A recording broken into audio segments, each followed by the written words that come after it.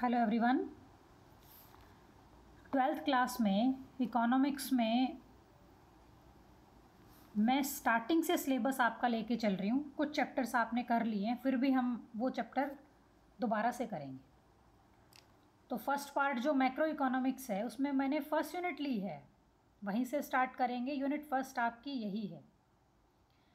तो unit first हमारी क्या रहेगी? National income and related aggregates. Main इसमें एक न्यूमेरिकल होगा 6 मार्क्स का, बाकी थ्योरेटिकल पोर्शन होगा।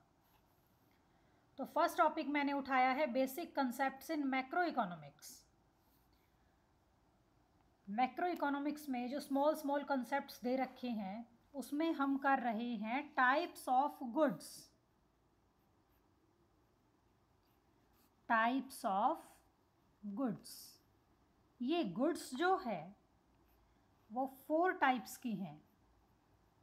First, second, third and last one is fourth.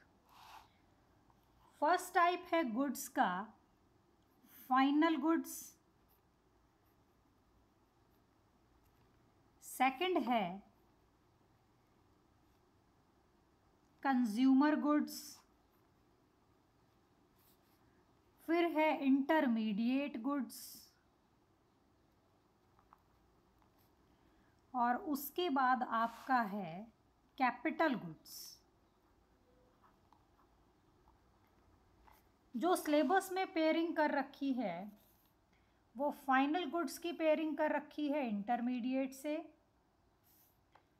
और जो कंज्यूमर गुड्स है उनकी पेयरिंग कर रखी है कैपिटल गुड्स से। इनके बीच का डिफरेंस आपको करना है। तो फाइनल और इंटरमीडिएट को साथ साथ लेके चलेंगे। तो हमने लिखा फाइनल गुड्स और ये हो गया इंटरमीडिएट गुड्स।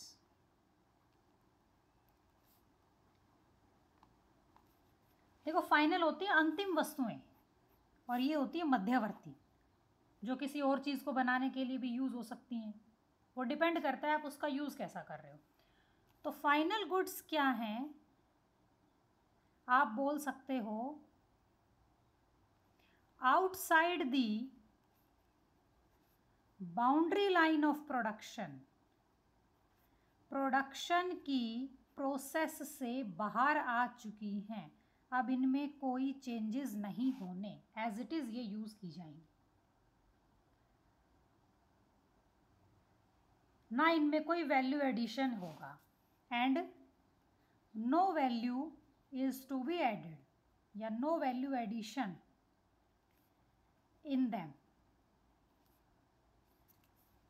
दूसरी हमारी कौन सी हो गई? इंटरमीडिएट। इसकी जस्ट अपोजिट हो गई। इंटरमीडिएट में आप क्या बोल सकते हो? जो प्रोडक्शन की बाउंड्री लाइन के अंदर हैं, इनसाइड दी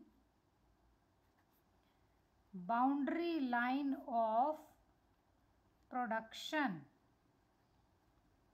प्रोडक्शन की बाउंड्री लाइन के अंदर हैं, and value is to be added या वैल्यू एडिशन इन देम, इनमें कुछ वैल्यू जोड़कर आप इन्हें दोबारा भी बेच सकते हो। इनके बारे में जितनी बातें आपको पता है उतना ही डिफरेंस आप बना लेंगे। नोट्स मैं आपको सेंड करूँगी फेयर नोटबुक बनाने के लिए, अभी सिर्फ आप इसको समझिए। और बोल क्या सकते हो आप फाइनल के बारे में? जो डायरेक्टली यूज होती हैं, not used as raw material. और इंटरमीडिएट कौन सी होती हैं? Can be used as raw material. भाई जैसे आप घर पे चीनी लेकर आ गए और आपने चाय बना ली, वो फाइनल गुड है, ये मत कहना चाय बनाई। आपका काम चाय बेचना नहीं है, वो चीनी का आपने यूज़ किया, चाहे शिकंजी में यूज़ किया हो, चाहे आपने डायरेक्टली उसको खाया हो, चाहे चाय में यूज़ किया हो। बट वही चीनी अगर किसी टी शॉप पे या किसी शिकंजी की शॉप पे शॉपकीपर लेकर आता है शिकंजी या फिर टी बनाने के लिए, तो वो कौन सी हो जाएगी? Intermediate good. आपको ये चेक करना है कि वो दूसरा प्रोडक्ट किस पर्पस के लिए रेडी कर रहे हो, खुद के यूज़ के लिए रेडी कर रहे हो या फिर उसको सेल करने के लिए। अगर उसको सेल करने के लिए रेडी कर रहे हो तो जो उसमें मटेरियल लगा वो सारा इंटरमीडिएट गुड होगा जिनसे मिलकर वो बना है। अगर आप उसको खुद के यूज़ के लिए घर में रेडी कर रहे हो तो जो उसमें मटेरियल लगा वो सारा फाइनल गुड्स हैं, वो प्रोडक्ट भी फाइनल होगा और उसमें जो सामान यूज़ हुआ वो भी फाइनल होगा। डिपेंड करता है कि आप उसको यूज़ कैसे कर रहे हो। सेल्फ यूज़ के लिए है तो जैसे मैंने घर में शिकंजी बनाई या शेक बनाया और पी लिया, तो जो मैंने दूध चीनी वगैरह यूज़ किए सब फाइनल गुड्स हैं। अगर वही शेक वाली शॉप पे यूज़ हो रहे हैं दूध चीनी फ्रूट्स, वो सारे इंटरमीडिएट, बिकॉज वो उनमें वैल्यू जोड़ के शेक का प्राइस बढ़ा के फिर उसको सेल करेगा। तो और क्या बोल सकते हो आप फाइनल गुड्स के बारे में? नॉट रीसेल, दोबारा बेचने के लिए इन्हें नहीं खरीदते, और ये कैन बी रीसेल, दोबारा बेच सकते हो। मेनली एक प्रॉपर डेफिनेशन क्या बनेगी इंटरमीडिएट गुड्स की? ऐसी गुड्स जो या तो as a raw material use होती हैं या फिर दोबारा सेल करने के लिए खरीदी जाती हैं वैल्यू को प्लस करके बढ़ा के, वो कौन सी होती हैं? इंटरमीडिएट। फाइनल क्या है? जो ना तो as a raw material use होंगी किसी और प्रोडक्ट को बनाने में और ना ही वो दोबारा बेचने के लिए खरीदी जाएंगी, वो डोमेस्टिक यूज़ के लिए आप परचेज करते हैं, आप अपने सेल्फ यूज़ के लिए। तो इस टाइप से इसके 5 से 6 डिफरेंस हम बना लेंगे। अब फाइनल गुड्स में आपने एग्जांपल लिख दिया sugar used in house hold, यहाँ आपने लिख दिया शुगर यूज्ड इन बेकरी, या फिर आपने लिख दिया mobile purchased bye mister Ram for his use, खुद के यूज़ के लिए मोबाइल लाए। यहाँ आपने लिख दिया कि mobile purchased bye mister Ram for resale, भाई कोई मोबाइल डीलर है, वो मोबाइल लेकर आता है और फिर पैसे बढ़ा के बेचता है, तो वो इंटरमीडिएट हो गई। जो वैल्यू ऐड करके जिस प्रोडक्ट में और उसको दोबारा रीसेल किया जाता है वो इंटरमीडिएट है। तो ये आपका फाइनल और इंटरमीडिएट का कंसेप्ट है।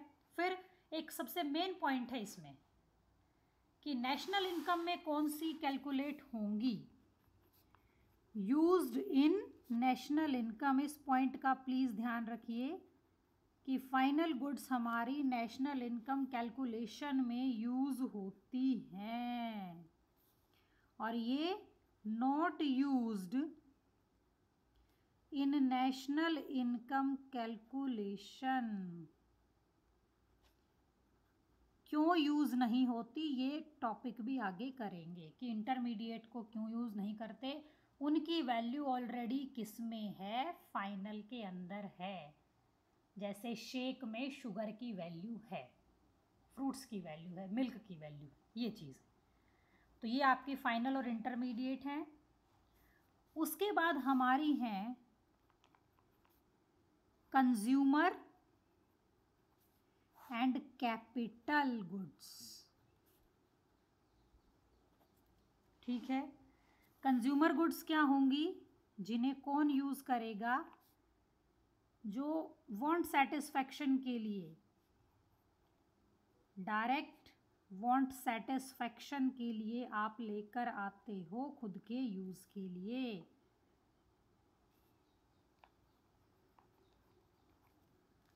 ये कौन यूज़ करेंगे कंज्यूमर गुड्स? वो नाम से ही पता लग रहा है, बाय कंज्यूमर्स। कैपिटल गुड्स कौन यूज़ करेंगे? Used by producers.